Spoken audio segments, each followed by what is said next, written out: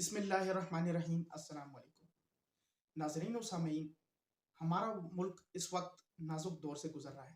گزشتہ 10 ماہ میں کچھ ایسے انپریسیڈنٹڈ حالات و واقعات پیش آئے ہیں جن کی نظیر ہمیں تاریخ میں نہیں ملتی، یا پھر ایسے واقعات کی روایت نہیں رہی۔ تو ایسے ہی واقعات کو میں نے 14 نکات کی شکل میں جمع کیا ہے، اور ان واقعات کو میں ایک ایک کر کے آپ کی خدمت میں پیش کروں گا۔ سب سے پہلے پاکستان کی تاریخ میں پہلی مرتبہ جب کسی منتخب وزیر اعظم کے خلاف تحریک عدم اعتماد ایوان میں پیش کر دی گئی، اور ابھی اس پر ووٹنگ ہونے والی تھی کہ ڈپٹی اسپیکر نے رولنگ دیتے ہوئے اس قرارداد کو ریجیکٹ کر دیا۔ ایسا پاکستان کی تاریخ میں پہلی مرتبہ ہوا ہے، ورنہ اس سے پہلے تحریک عدم اعتماد پر ووٹنگ بھی ہوئی ہے، اور اس ووٹنگ کے نتیجے میں اس وقت جو بھی وزیر اعظم تھے وہ کامیاب رہے۔ نمبر 2، پاکستان کی تاریخ میں یہ روایت نہیں رہی کہ کوئی وزیر اعظم خود اپنی اسمبلی کو ڈیزالو کر دے۔ ایسا بہت کم ہوا۔ ذوالفقار علی بھٹو کے بارے میں کہا جاتا ہے کہ انہوں نے اپنی اسمبلی خود ڈیزالو کی، ورنہ صدر پاکستان اپنے اختیارات کو استعمال کرتے ہوئے اسمبلی کو ڈیزالو کر دیتے تھے، اور اس میں خاص طور پہ آرٹیکل 58(2)B جو کہ ایک بدنام زمانہ شک رہی ہے، اس کا بہت زیادہ استعمال کیا گیا ہے۔ لیکن ہم یہ دیکھتے ہیں کہ وزیر اعظم عمران خان نے خود اپنی اسمبلی ڈیزالو کی، جو کہ ایک انپریسیڈنٹڈ واقعہ ہے۔ نمبر 3، پاکستان کی تاریخ میں پہلی مرتبہ کسی وزیر اعظم کے خلاف تحریک عدم اعتماد کامیاب ہوئی ہے، ورنہ اس سے پہلے جیسا کہ میں پہلے بھی بیان کر چکا ہوں کہ تحریک عدم اعتماد پر ووٹنگ ہوئی اور اس کے نتیجے میں وزیر اعظم کامیاب رہے، لیکن پہلی مرتبہ اس عدم اعتماد پر ووٹنگ کے نتیجے میں وزیر اعظم کو گھر جانا پڑا۔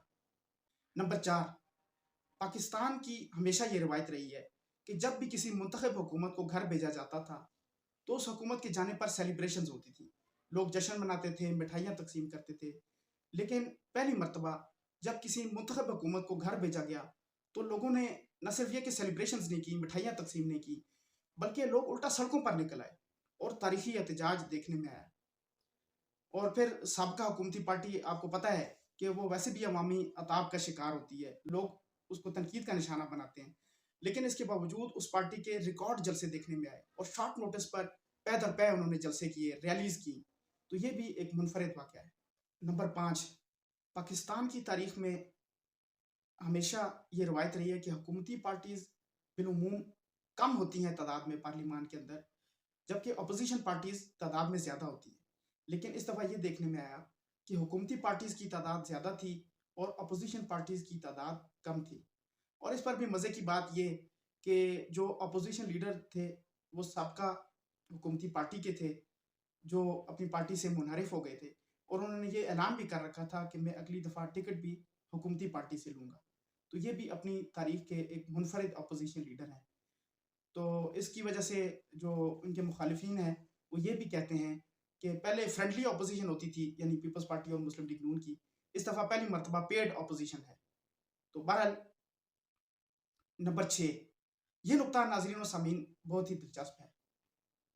پاکستان کی تاریخ میں پہلی مرتبہ پارلیمان کی سب سے بڑی پارٹی نے ریکارڈ استعفے پیش کیے، اور وہ ریکارڈ استعفے منظور بھی کر لیے گئے، ورنہ اس سے پہلے عموماً ایسا ہوتا تھا کہ پہلے تو پاکستان کی جو پارلیمان کی جو بڑی پارٹی ہوتی تھی اس نے کبھی استعفیٰ دیا ہی نہیں، اور اگر استعفے دیے بھی تو انہیں منظور نہیں کیا گیا۔ تو یہ جو صورتحال تھی یہ پہلی مرتبہ پیش آئی۔ نمبر 7، پاکستان کی تاریخ میں پہلی مرتبہ ریکارڈ نااہلیاں دیکھنے کو آئیں۔ پہلے تو پنجاب اسمبلی کے 25 اراکین کو منحرف ہونے کی بنا پر نااہل کیا گیا، جن میں سے 20 جنرل نشستوں پہ تھے اور 5 مخصوص نشستوں پر تھے۔ اس کے علاوہ سابق وزیر اعظم عمران خان کو ان کی میاں والی کی نشست سے توشہ خانہ ریفرنس میں الیکشن کمیشن نے نااہل کر دیا تھا، اگرچہ وہ معاملہ ابھی عدالت میں ہے، لیکن بہرحال وہ بھی ان نااہلیوں کا حصہ ہے۔ تو پاکستان کی تاریخ میں اس طرح سے ریکارڈ نااہلیاں دیکھنے کو آئیں۔ نمبر 8، پاکستان کی ہمیشہ یہ روایت رہی ہے کہ بالعموم ضمنی الیکشن میں اپوزیشن کمزور سمجھی جاتی ہے، اور خاص طور پہ جو سابقہ حکومتی پارٹی ہوتی ہے اس کو عوام میں ویسے بھی پذیرائی حاصل نہیں ہوتی۔ لیکن اس دفعہ ایسا ہوا کہ پی ٹی آئی نے جب باوجود اس کے کہ وہ اپوزیشن میں تھی اور سابقہ حکومتی پارٹی تھی، तमाम मुतहदा हुकूमती पार्टीज़ के ख़िलाफ़ इलेक्शन लड़ा, एक बहुत बड़ा सियासी इत्तेहाद था। सारी रियासती और हुकूमती ताकतें जो थीं वो यकजा थीं, लेकिन इसके बावजूद उन्होंने पंजाब में सिर्फ इलेक्शन ही नहीं जीता, बल्कि उन्होंने वाइट वॉश कर दिया और पंजाब में इस ज़िमनी इलेक्शन के नतीजे में अपनी हुकूमत कायम कर ली। नंबर 9, पाकिस्तान में ये दिलचस्प सूरत हाल देखने को मिली कि हुकूमती पार्टी ने अपोजिशन के मनपसंद इस्तीफ़े मंजूर किए। उन हलकों में ये इस्तीफ़े मंजूर किए गए जहां हुकूमती पार्टीज़ के सारे इत्तेहादियों के वोट मिलाकर उस अपोजिशन पार्टी से कहीं ज़्यादा थे। फिर इस पर मज़े की बात ये कि हुकूमती पार्टी ने तो मुख्तलिफ उम्मीदवार खड़े किए, लेकिन अपोजिशन पार्टी ने PTI ने सिर्फ चेयरमैन इमरान खान को मुकाबले में खड़ा किया। यानी जो सीटें थी उनमें एक सीट को छोड़कर तमाम सीटों पे 8 सीटों पे साबिक वज़ीर-ए-आज़म इमरान खान उम्मीदवार थे। इस सूरत हाल में कि उन्होंने पहले भी असम्बली से इस्तीफ़े दे रखे थे और ये भी दावा था कि जो मज़ीद असम्बली की जो सीटें वो जीतेंगे उनसे दोबारा इस्तीफ़ा दे दिया जाएगा और जितनी दफ़ा भी उनको इलेक्ट किया जाएगा उतनी दफ़ा वो इस्तीफ़ा देंगे। तो वैसे भी पाकिस्तान की ये रवायत है कि अपोजिशन पार्टी को ज़िमनी इलेक्शन में वोट नहीं डाले जाते और हुकूमती पार्टी जो है वो फेवरेट होती है। और फिर जब इस्तीफ़े देने का दावा भी हो, पहले भी इस्तीफ़े दिए हों, तो वोट पड़ना बहुत हैरत अंगेज़ बात होती है और इम्कान ही नहीं होता कि इस पार्टी को कोई वोट दे। लेकिन इसके बावजूद PTI ने तकरीबन सारी सीटें जीत ली, एक सीट को छोड़कर, जिन पे इमरान खान खड़े थे उनमें से एक सीट को छोड़कर बाकी सारी सीटें वो जीत ली उन्होंने। तो ये भी पाकिस्तान की तारीख का एक ज़बरदस्त रिकॉर्ड है जो इससे पहले कभी देखने को नहीं आया। इससे पहले जब पाकिस्तान के मकबूल लीडर्स भी जो थे उन्होंने अगर जनरल इलेक्शन में भी कई सीटों से इलेक्शन लड़ने की कोशिश की तो कहीं ना कहीं वो इलेक्शन हार गए। जैसा कि जुल्फ़िकार अली भुट्टो ने भी कई सीटों से इलेक्शन लड़ा था तो वो भी सीटें हार जाते थे, लेकिन इसके बावजूद इमरान खान ने अगरचे ये ज़िमनी इलेक्शन था वो सीटें जीत ली। नंबर 10, पाकिस्तान की तारीख में पहली मरतबा जबकि मुल्क में मार्शल लॉ भी नहीं था, कोई सिविल मार्शल लॉ भी नहीं था, जुज़वी मार्शल लॉ भी नहीं था, इसके बावजूद कि ना तो मुल्क में कोई हंगामी हालत नाफिज थी, कोई इमरजेंसी सिचुएशन भी नहीं थी, इसके बावजूद मुल्क भर में रिकॉर्ड रियासती जबर और तशद्दुद देखने को आया और इस तरह की सूरत हाल थी कि रिकॉर्ड गिरफ्तारियां की गई। इस तरह की सूरत हाल उमूमन मार्शल लॉ में होती है, लेकिन बगैर मार्शल लॉ के सिविल हुकूमत के अंदर ये सूरत हाल देखने में आई। नंबर 11, पाकिस्तान की तारीख में पहली मरतबा सिविलियन हुकूमत के अंडर जबकि कोई martial law, civil martial law नहीं था, कोई ऐसी सूरत हाल नहीं थी, स्टैब्लिशमेंट के खिलाफ एक ताकतवर तरीन नैरेटिव खड़ा किया गया और हाजिर सर्विस आर्मी चीफ को शदीद तनकीद का सामना रहा।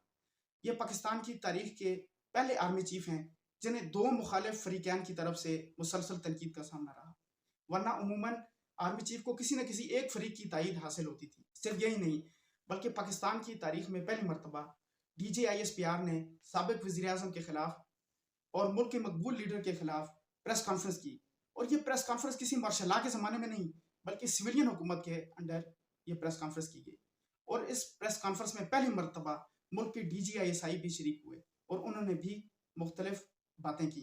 तो ये भी पाकिस्तान की तारीख का एक रिकॉर्ड है। नंबर 12, पाकिस्तान में अपनी हुकूमत को खुद गिराना एक अनहोनी सी बात है।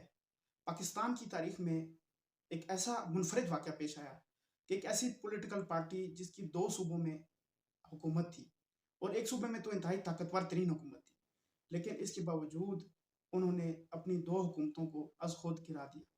और इसमें भी लुत्फ़ की बात यह है कि अपोजिशन असम्बली को बचाने में मसरूफ़ थी और हुकूमत जो है वो असम्बली को डिसॉल्व करने में मसरूफ़ थी और ऐसा किसी एतमाद के खौफ की वजह से या अदम एतमाद के खौफ की वजह से नहीं हुआ, बल्कि एतमाद का वोट ही इस मकसद के लिए हासिल किया गया कि इसके बाद असम्बली डिसॉल्व कर दी जाएगी। वरना जो पहले इमरान खान ने जो असम्बली डिसॉल्व की थी उसके ऊपर तो ये एतराज़ था कि उन्होंने तहरीक अदम एतमाद से बचने के लिए ऐसा किया। यहाँ पे तो ऐसी सिचुएशन भी नहीं थी, लेकिन इसके बावजूद उन्होंने अपनी 2 हुकूमतों को गिरा दिया। नंबर 13, पाकिस्तान की ये तारीख है, बल्कि शायद दुनिया भर की ये तारीख है कि बाइकॉट कभी भी इलेक्शन का अगर करना पड़े तो हमेशा अपोजिशन पार्टीज़ की तरफ से होता है या फिर ऐसी पार्टी की तरफ से होता है जिसके वोट्स नहीं होते, जो इलेक्शन नहीं लड़ सकती ऑन ग्राउंड। लेकिन पाकिस्तान की तारीख में पहली मरतबा हुकूमती पार्टीज़ ने एक अपोजिशन पार्टी के मुकाबले में इलेक्शन का बाइकॉट कर दिया और वो इलेक्शन से ही भाग गए। तो यानी कि उन्होंने अपनी शिकस्त तस्लीम कर ली। अगरचे उन्होंने वजह तो ये बताई کہ چونکہ آگے مستقبل میں بھی الیکشن ہونے والے ہیں تو اس الیکشن پر پیسہ ضائع کرنا کوئی معنی نہیں رکھتا. لیکن یہی صورتحال تو اپوزیشن کو بھی تو درپیش ہے. اپوزیشن نے بھی تو مستقبل قریب میں الیکشن لڑنے ہیں، لیکن اس کے باوجود انہوں نے تو الیکشن میں کودنے کا فیصلہ کیا اور انہوں نے الیکشن کا بائیکاٹ کر دیا. تو یہ بھی ایک منفرد واقعہ ہے. نمبر 14، پاکستان کی تاریخ میں ہمیشہ مارشل لاز کے ادوار میں الیکشنز کو ڈیلے کرنے کی بات کی جاتی رہی ہے. اس کے علاوہ جو دو نظیریں پیش کی جاتی ہیں الیکشن کے ڈیلے کرنے کی، جن سے یہ ثابت کیا جاتا ہے کہ الیکشن 90 ڈیز سے آگے جا سکتا ہے، وہ بھی تقریباً دونوں مارشل لا کے ادوار کی نظیریں ہیں. ایک جو 1988 کے الیکشن کو ڈیلے کرنے کی بات کی جاتی ہے، تو اس وقت بھی چونکہ سویلین سیٹ اپ تو نہیں بنا تھا، تو اس وقت اگر ڈیلے کی بات کی تو وہ بھی ایک آمرانہ سوچ کی پیداوار تھا. لیکن اس وقت یہ بھی کہا جا سکتا ہے کہ چند سیلاب کی صورتحال تھی، ہنگامی صورتحال تھی. یہ دونوں باتیں ہو سکتی ہیں. دوسری مرتبہ جب 2007 میں بے نظیر بھٹو کو اسیسینیٹ کر دیا گیا تھا، تو اس موقع پر الیکشن کو 40 دن آگے کر دیا گیا تھا. 8 جنوری کو الیکشن ہونا تھے تو ان کی ڈیٹ کو آگے بڑھا کر 18 فروری تک لے جایا گیا تھا. تو وہ بھی ایک مارشل لا کی یادگار ہے، کیونکہ اس زمانے میں بھی کاف لیگ کی جو حالت تھی وہ بڑی پتلی تھی، تو اس صورتحال میں الیکشن کو ایوائڈ کرنے کا ایک بہانہ بھی میسر آ گیا تھا. تو یہ جو دو مثالیں پیش کر کے الیکشن کو ڈیلے کرنے کی بات کی جاتی ہے، تو یہ پہلی مرتبہ ایسا ہوا ہے کہ کوئی مارشل لا نافذ نہیں ہے ملک کے اندر، عام سویلین حکومت قائم ہے، اور کوئی اتنی بڑی غیر معمولی صورتحال بھی نہیں ہے. اگرچہ ملک کو معاشی چیلنجز درپیش ہیں، لیکن کئی ضمنی الیکشن کروائے جا رہے ہیں اور بہت سارے معاملات ہیں، لیکن جو آئین کا تقاضا ہے 90 ڈیز کے اندر الیکشن کروانا، تو اس سے گریز کیا جا رہا ہے. تو یہ بھی پاکستان کی جمہوری تاریخ کا ایک منفرد واقعہ ہے. تو یہ 14 نکات تھے جو میں نے آپ کی خدمت پہ پیش کیے. ان میں کون سی باتیں اچھی تھیں، کون سی بری تھیں، ان کا فیصلہ آپ حقائق کی بنیاد پر خود کر سکتے ہیں. کون پاپولر ہے، کون ان پاپولر ہے، اور کس نے کس بنا پر کون سا فیصلہ کیا، یہ سارے آپ ان واقعات کو دیکھ کر آپ تعین کر سکتے ہیں. تو اب تک کے لیے اتنا ہی. امید ہے یہ ویڈیو آپ کو پسند آئی ہوگی. اگلی ویڈیو تک کے لیے اجازت دیجیے. اللہ حافظ.